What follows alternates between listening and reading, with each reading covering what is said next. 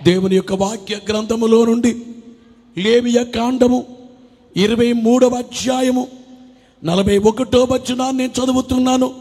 లేవియ కాండము 23వ అధ్యాయము 41వ వచనములో చూస్తే, అట్లు మీరు ఏటేటా 7 దినములు యెహోవాకు పండుగగా ఆచరింపవలెను. ఇది మీ తరతరములలో నిత్యమైన కట్టడ. 7వ నెలలో దానిని ఆచరింపవలెను. ప్రభునందు ప్రియులారా, ఇశ్రాయేలీయుల జనాంగమునకు దేవుడు పండుగలు చేయమని చెప్పారు. ఇశ్రాయేలు జనాంగానికి దేవుడే పండుగలు చేయమని చెప్పారు. పండుగలు ఎందుకు దేవుడే వ్రాయించారు. లేవియ కాండము 23వ అధ్యాయములో 7 పండుగలు ఉన్నాయి. 7 పండుగలను గురించి వ్రాయబడింది.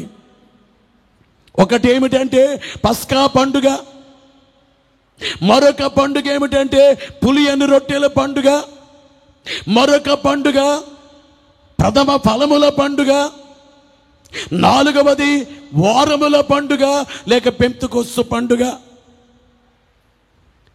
గమనించే మాట ఏమిటంటే 5వది ఏమిటంటే ప్రాయశ్చిత్తార్థ దినపు పండుగ, మరొక పండుగ 6వది శృంగధ్వనుల పండుగ, 7వ పండుగ ఏమిటంటే పర్ణశాలల పండుగ. వినాలి ప్రియులు, 7 పండుగల్లో 7వ పండుగ ఏమిటంటే పర్ణశాలల పండుగ.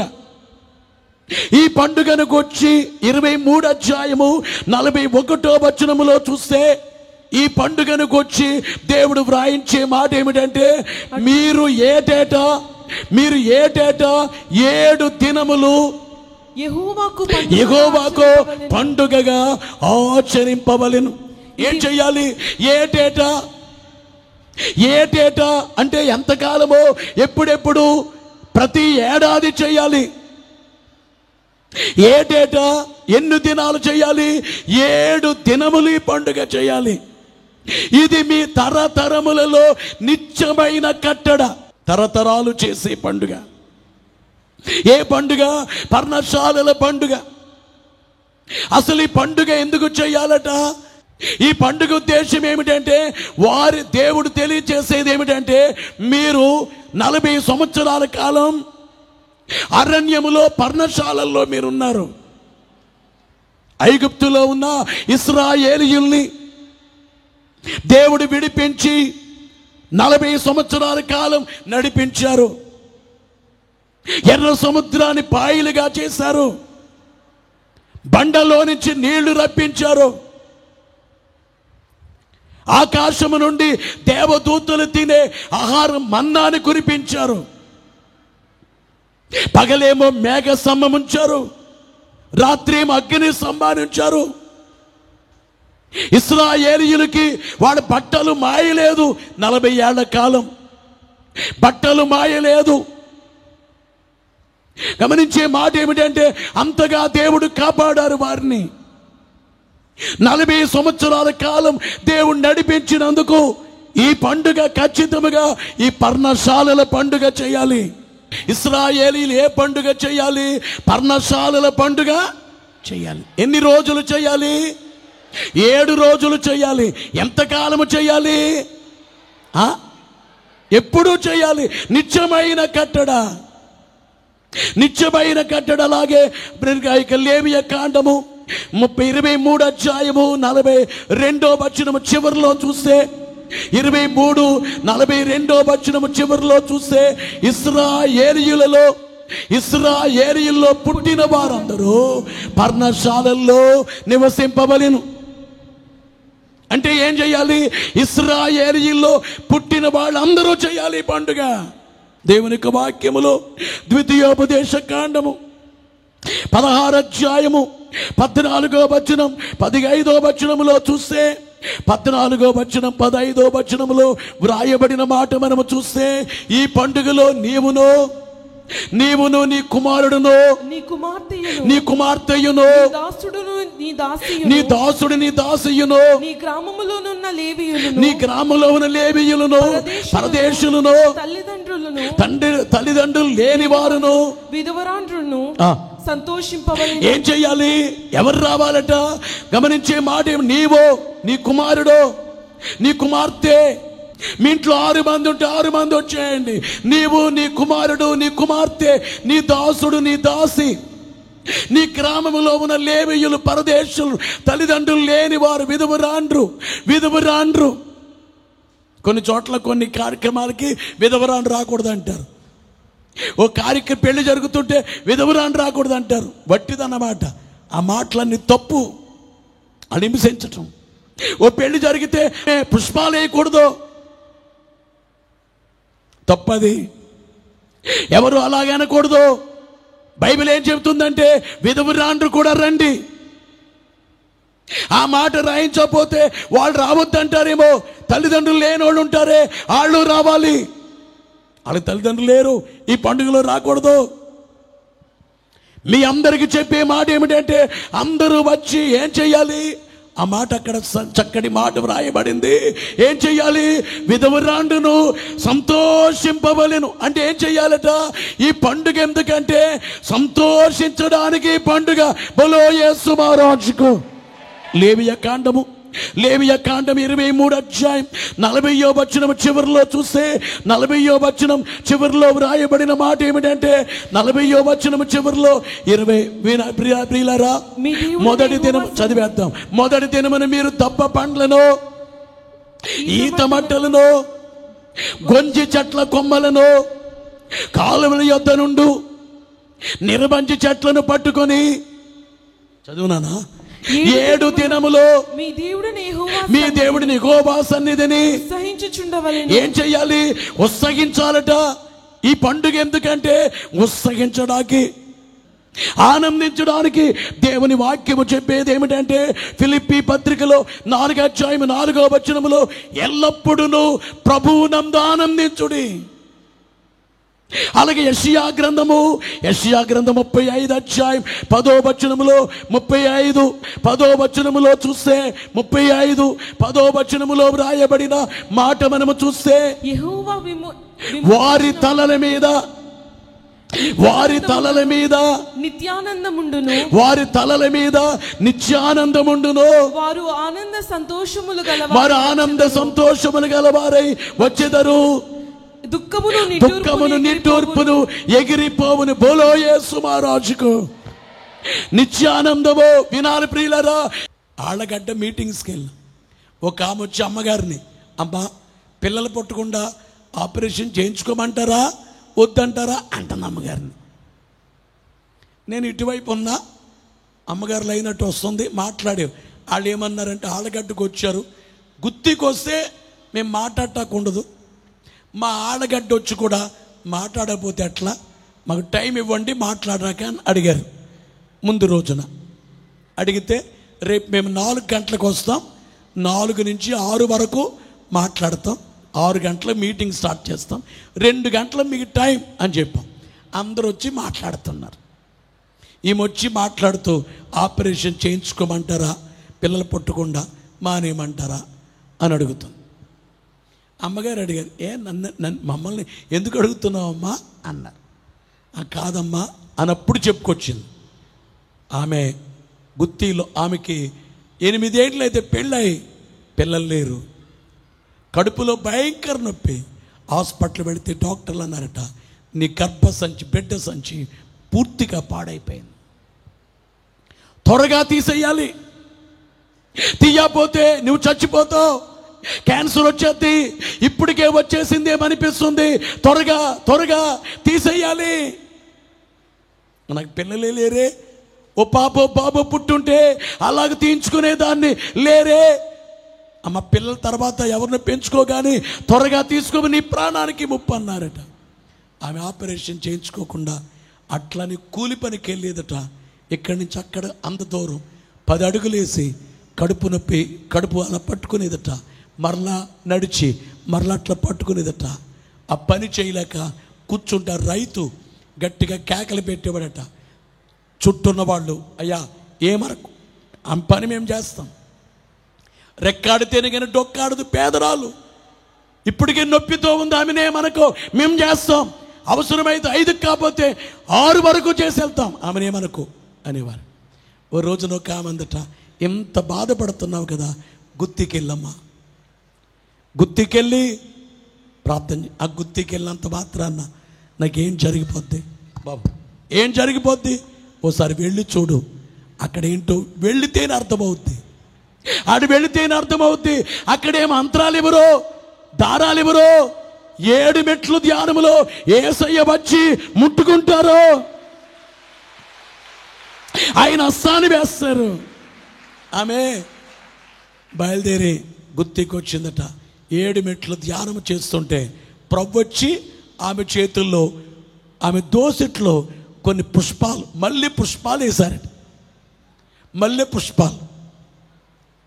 ఆమె అందట, ప్రభువా నాకేమో కడుపు నొప్పి, నాకు సంతానం లేదు, ఈ పుష్పాలు నేను ఏం చేసుకోను, అసలు నాకు ఏదైనా సంతానం ఇవ్వాలి కానీ నొప్పి తగ్గించి పుష్పాలు ఎందుకు అని అడుగుతుందట ఆమె.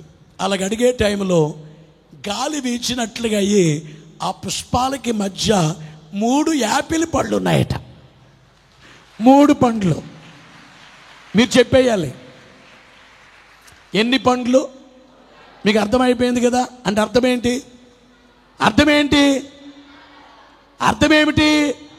పుష్పాలంటే నీ జీవితం పుష్పిస్తుంది, 2 3 పిల్లలు పుడతారు, అది దాని అర్థం. ఆల్టర్ దగ్గరికి వస్తే నేను చెప్పాను, ఏమ్మా ఎంతమంది పిల్లలు నీకు అన్నాను. పిల్లలే లేరయ్యా అని ఏడుస్తూ చెప్పింది. ఇలా గర్భసంచి పాడైపోయింది, తీసేయాలన్నారు. క్యాన్సర్ ఇప్పటికే వచ్చేసిందేమన్నారు. ఎందుకంటే ఇప్పటికే నాకు ఈ వ్యాధి వచ్చి 2 ఏళ్ళు అయింది, ఈ గర్భసంచి పాడై 2 ఏళ్ళు అయింది. అమ్మా నీకు 3 పిల్లలు పుడతారమ్మా ఈ దర్శనాన్ని బట్టి అని చెప్పేసి అన్న. ఆ తర్వాత భార్య భర్త వచ్చి నిలబడ్డారు. తను అన్నాడయ్యా, నా భార్య గర్భము ధరించింది, గర్భము ధరించింది. ఎప్పుడైతే దర్శనం వచ్చిందో నొప్పి తగ్గిపోయిందట, నొప్పి లేదు, నీరసము లేదు, కన్సీవ్ అయింది. సాక్ష్యం చెప్పారు. ముందుగా ఓ పాప పుట్టింది, పేరు పెట్టించుకున్నారు. రెండోదిగా ఓ పాప పుట్టాడు, పేరు పెట్టించుకున్నారు. భర్త ఏమంటాడంటే, ఓ పాప ఒక బాబు, 2 చాలు, ఆపరేషన్ చేయించుకో అంటాడు. కనిపించిన పళ్ళెన్ని? ఇప్పుడు పుట్టినోళ్ళు ఎంతమంది? 2 పళ్ళు అయినాయి, 2 పండ్లు. మాట్లాడండి గట్టిగా. ఎన్ని పళ్ళు వచ్చినాయి? 2 పండ్లు వచ్చేసినాయి. ఓ పాప ఓ పండు అనుకోండి, బాబు పండు, 2 పండ్లు అయిపోయినాయి. ఇంకేముంది? ఇంకో పండు. వీళ్ళకి కన్ఫ్యూజ్ ఏంటంటే ఆపరేషన్ చేయించుకోవాలా మానేయాలా? 3 కనిపించాయి కదా, ఏంటి ఏంటి ఏంటి అనే టైంలో మేము ఆళ్ళగడ్డలో సభలు పెట్టాం. అప్పుడు భర్త అన్నాడట, ఆళ్ళగడ్డ అయ్యగారు అమ్మగారు వస్తున్నారు, ప్రార్థన మీటింగ్కి వస్తున్నారు, సేవకుడు సేవకురాలు, మనం వెళ్ళి అడిగేద్దాం, చేయించుకోమంటే చేయించుకుందాం, వద్దంటే మానేద్దాం, వెళ్ళి చెప్దాం అని 2 మాట్లాడుకుని వచ్చారన్నమాట. ఎందుకది నేను అన్నాను, బాబు మరి కనిపించిన 3 కదా ఆమెకి, మరి మీరే నిర్ణయం తీసుకోవాలి, మీరే ఆలోచించుకోవాలి అన్నాను. లేదయ్యా 3 కనిపించాయి కదా, 3 పండ్లు, 2 జన్మించారు కాబట్టి 3వ సంతానం కొరకు ఎదురు చూస్తాం అని వారు అన్నారు. ప్రార్థన చేసి పంపించాం. 3వ సంతానం ఓ బాబు జన్మించాడు. ఇప్పుడు మిమ్మల్ని అడుగుతున్నాను, ఇవన్నీ తలంచుకొని దేవుని స్తుతించాలా మానేయాలా? చెప్పండి, గట్టిగా చెప్పండి. మర్చిపోవాలా? మీరు మర్చిపోకండి. You don't forget. నువ్వు మర్చిపోకు, నువ్వు మర్చిపోవద్దు. ప్రభునందు ప్రియులారా, బైబిల్ గ్రంథములో సమూయేలు మొదటి గ్రంథం 1వ అధ్యాయం 3వ వచనములో ఓ మాట వ్రాయబడింది. సమూయేలు మొదటి గ్రంథం 1వ అధ్యాయము 3వ వచనములో చూస్తే అతడు షిలోకు నందున్న సైన్యములకు అధిపతి యెహోవాకు మ్రొక్కుటకును బలి అర్పించుటకును ఏటేటా తన పట్టణం విడిచి అచ్చటికి పోవుచుండెను. అందరూ జాగ్రత్తగా వినాలి. ఈ వచనములో చూస్తే ఎల్కానా కుటుంబీకులే ఏటేటా షిలోకులో ఉండే మందిరానికి వెళ్ళేవారు. ఏటేటా మందిరానికి వెళ్ళేవారు. ఏటేటా పర్ణశాలల పండుగ చేసేవారు. ఏటేటా షిలోకులో మందిరానికి వెళ్ళేవారు. ఏం చేయటానికి వెళ్ళేవారు? యెహోవాకు మ్రొక్కుటకును బలి అర్పించుటకును. బలో యేసు మహారాజుకు. ఏం చేయటానికి? ఎందుకు వెళ్ళాలి? అవి గమనించే మాట ఏమిటి? ఎందుకు వెళ్ళాలి? మ్రొక్కడానికి వెళ్ళాలి. ప్రియులు గమనించే మాట ఏమిటంటే షిలోకులో ఉండే మందిరానికి ఎందుకు వెళ్ళాలి? దేవునికి మ్రొక్కడానికి. ఏటేటా ఎందుకు వెళ్ళేవారు? యెహోవాకు. గట్టిగా చెప్పాలి. నాతో చెప్పండి. ఏటేటా షిలోకులో ఉన్న మందిరమునకు వెళ్ళేవారు.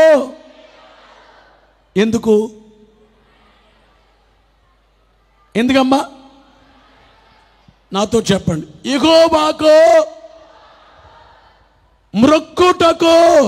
ఏం చేయడానికి? మ్రొక్కడానికి రండి, స్తుతించడానికి రండి, కనపరచడానికి రండి. ఎందువల్ల అంటే మ్రొక్కిన వారందరి పైకి దేవుని శక్తి రావడం ఖాయం. ఎందుకు రావాలి? మ్రొక్కుటకును. ఆ వచనం మూడో వచనం యెహోవాకు మ్రొక్కుటకును బలి అర్పించుటకును. ఏం చేయటానికి? గట్టిగా చెప్పాలి. బలి అర్పించటానికి అంటే మీరేమైనా మేకలు, పొట్టేళ్ళు, ఏమైనా పావురాలు తెచ్చి బలి ఇవ్వాలా? ఏమొద్దు, అవి ఇవ్వకూడదు. ఇప్పుడు ఏం చేయాలి? బలి అర్పించబడిన యేసును స్తుతించాలి. మన కొరకు బలి ఇవ్వబడ్డారే ఆ యేసు ప్రభుని స్తుతించాలి. బలి అర్పించబడిన యేసునే కనపరచాలి. నాకు బదులు మరణించిన ప్రేమ అన్నారే, మనకు బదులు మరణించారు. బలి అర్పించబడే కార్యం అనగా యేసు వారి బలిని బట్టి స్తుతించాలి. అదే అధ్యాయము 21వ వచనములో చూస్తే, అదే అధ్యాయము మొదటి అధ్యాయం 21వ వచనములో, సమూయేలు మొదటి గ్రంథం 1:21వ వచనములో చూస్తే, ఎల్కానాయును అతని ఇంటి వారందరూ ఏటేటా అర్పించు బలి నర్పించుటకును మొక్కుబడి చెల్లించుటకును పోయి. వినాలి ప్రియులారా, ఏటేటా బలి అర్పించుటాకి. రెండోది ఏమిటంటే మొక్కుబడి చెల్లించుటాకి. మూడు పనులు. ఒకటి ఏమిటంటే మ్రొక్కడానికి, రెండు బలివుటాకి, మూడు మ్రొక్కుబడులు చెల్లించుటాకి. మొదటిది మ్రొక్కడానికి, రెండోది బలి అర్పించటాకి, మూడోది మ్రొక్కుబడులు చెల్లించటాకి. ఒకటి మ్రొక్కడానికి, రెండోది ఏమిటంటే మన కోసం సిలువ వేయబడిన యేసుని తలంచుకొని కనపరచటానికి, మన పాప భారం, వ్యాధి భారం, శిక్ష భారాన్ని వహించిన దేవుని స్తుతించటానికి, ఆయన తలంచుకోవటానికి. మూడోది మ్రొక్కుబడులు. అందరు వినండి. మనమే దేవునికే కానుకివ్వాలి. మ్రొక్కుబడి అన్నిటికంటే దేవునికి ఇవ్వాల్సినటువంటి గొప్ప కానుక ఏమిటంటే, వినాలి. ఒక పెద్ద పళ్ళెం ఉందట. ఆ పళ్ళెములో బంగారు నాణాలు, వెండి నాణాలు కానుకేస్తున్నారు. కొందరు 4-5 బంగారు నాణాలు, 20 నాణాలు అట్లా వేస్తున్నారు. ప్లేట్లో బంగారు నాణాలు, వెండి నాణాలు వేస్తున్నారు. ఓ చిన్న పాప, 1వ తరగతి చదివే పాప, అవన్నీ చూస్తుందట. ఆ బంగారు నాణాలు, వెండి నాణాలు వేసేవాడు చూచి పరిగెట్టుకెళ్ళి ఆ ప్లేట్లో దాంట్లో కూర్చుందట. ఆ పళ్ళెములో కూర్చుని, యేసయ్యా నేనే మీ కానుక అని చెప్పిందట ఆ పాప. బోలో యేసు మహారాజుకో. ఇప్పుడు చెప్పండి, బంగారం నాణాల కంటే వెండి కంటే ఈ పాప అన్నది గొప్పదా కాదా? ముఖ్యంగా నువ్వు దేవునికి ఇచ్చే కానుక ఏంటంటే నీ జీవితాన్ని దేవునికి ఇచ్చే, నీ దేహాన్ని దేవునికి ఇచ్చే. అలాంటి వారిగా దేవుడు ఆశీర్వదించునుగాక.